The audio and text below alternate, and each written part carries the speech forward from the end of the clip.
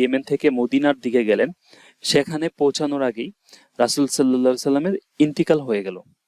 অল্পের জন্য তিনি সাহাবী হতে পারলেন না। তো সাহাবী হতে না পারার দুঃখে তিনি সাহাবীদেরকে বলে উঠলেন, আপনারা মনে করেছেন আপনারা আমাদের হারিয়ে দিবেন? আল্লাহর কসম, আমরা আপনাদের সাথে প্রতিযোগিতা করব এবং আপনাদের পরাজিত করব।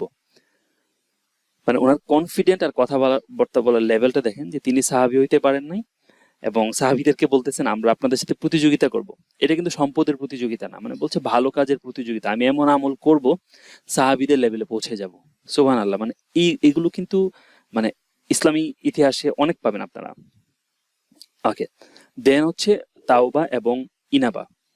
ওকে, এটা খুব গুরুত্বপূর্ণ একটা জিনিস। তওবা সম্পর্কে আমরা সবাই জানি, তওবা মানে হচ্ছে ইস্তিগফার করা। যেমন আমি এখন বললাম আস্তাগফিরুল্লাহ, আল্লাহ তাআলা আমাকে ক্ষমা করে দিন। এখানে আমি সবাইকে আবার একটু রিকোয়েস্ট করবো একটু কান খাড়া করে শোনার জন্য, একটু বিশেষভাবে অনুরোধ করছি। কারণটা হচ্ছে আমরা বাংলাদেশে তওবা করি, মনে